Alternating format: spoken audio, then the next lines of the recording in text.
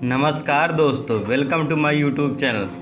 चलिए आज की वीडियो शुरू करते हैं। एक बार किसी बात पर अकबर बीरबल से नाराज़ हो गए और उन्होंने बीरबल को राज्य छोड़कर कहीं दूर चले जाने का आदेश दे दिया। बीरबल ने अकबर के आदेश का पालन किया और राज्य छोड़कर चले गए।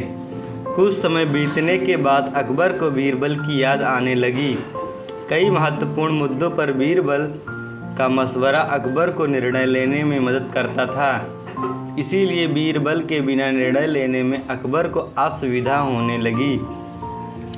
आखिरकार उन्होंने अपने सैनिकों को बीरबल को ढूंढने के लिए भेजा। सैनिकों ने कई गांवों में बीरबल को ढूंढने का प्रयास किया, लेकिन बीरबल नहीं मिले।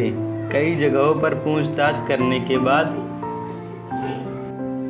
भी बीरबल का पता ठिकाना नहीं मिल सका और अकबर के पास सैनिक बैरंग लौट आए। अकबर किसी भी सूरत में बीरबल को वापस लाना चाहते थे। इसके लिए उन्होंने एक युक्ति सोची। सैनिकों के माध्यम से उन्होंने अपने राज्य के सभी गांवों के मुखियाओं को संदेश भिजवाया। संदेश इस प्रकार का था: 1 माह के भीतर एक घड़े बुद्धि भरकर उस घड़े के साथ दरबार में उपस्थित हो। ऐसा न कर पाने की स्थिति में बुद्धि की जगह घड़े में हीरे जवाहरात भरकर देना होगा। अकबर का यह संदेश सैनिकों द्वारा गांव-गांव में प्रसारित किया गया। एक गांव में बीरबल भेष बदलकर एक किसान के खेत में काम किया करते थे। जब उस गांव के मुखिया ने अकबर का यह संदेश मिला तो चिंतित हो उठा। उसने गांव के लोगों की सभा बुलाई। बीरबल भी उस सभा में उपस्थित हुआ। गांव के मुखिया ने अकबर का संदेश गांव वालों को दिया तो सभी सोच में पड़ गए।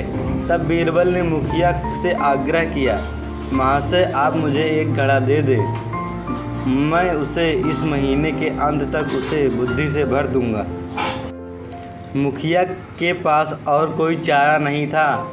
उसने एक घड़ा बीरबल को दे दिया।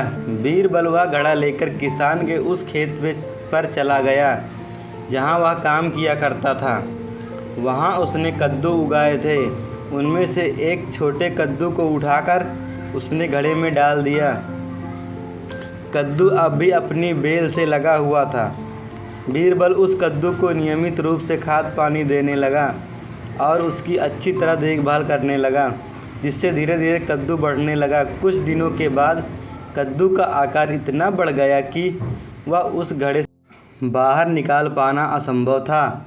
कुछ और दिन बीतने के बाद जब कद्दू का आकार घड़े के आकार जितना बड़ा हो गया, तब बीरबल ने उसे उसकी बेल से काटकर अलग किया।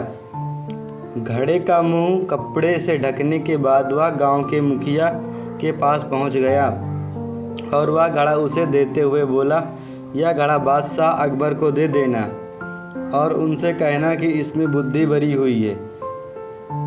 उसे बिना काटे और इस घड़े को बिना फोड़े उसे निकाल लीजिए। मुखिया बादशाह अकबर के दरबार पहुंचा और उसने अकबर को घड़ा सौंपते हुए वैसा ही कहा जैसे बीरबल ने उसे कहने के लिए बोला था। अकबर ने जब घड़े के ऊपर से कपड़ा हटाया और उसमें झांक कर देखा तो उसमें ने कद्दू दिखाई दिया। वे समझ गए कि इतनी दूर की सोच सिर्फ बीरबल की हो सकती है। पूछने पर मुखिया ने बताया कि यह उसके गांव के एक किसान के खेत में काम करने वाले व्यक्ति ने किया है। अकबर जान चुके थे कि वो व्यक्ति कोई और नहीं बल्कि बीरबल हैं। वे तुरंत मुखिया के गांव गए। किसान के घर जाकर बीरबल से मिले और उससे माफ़ी मांगकर वापस दरबार ले आए। सीख: हर समस्या का कोई न कोई हल अवश्य होता है। अगर दोस्तों आपको हमारी वीडियो पसंद आई हो तो हमारी YouTube चैनल को सब्सक्राइब कर लीजिए और बेल आइकन भी प्रेस कर लीजिए ताकि आने वाली सभी लेटेस्ट वीडियो की नोटिफिकेशन सबसे पहले आप तक पहुंच सके। तो मिलते हैं किसी नेक्स्ट वीडियो में नए टॉपिक के साथ।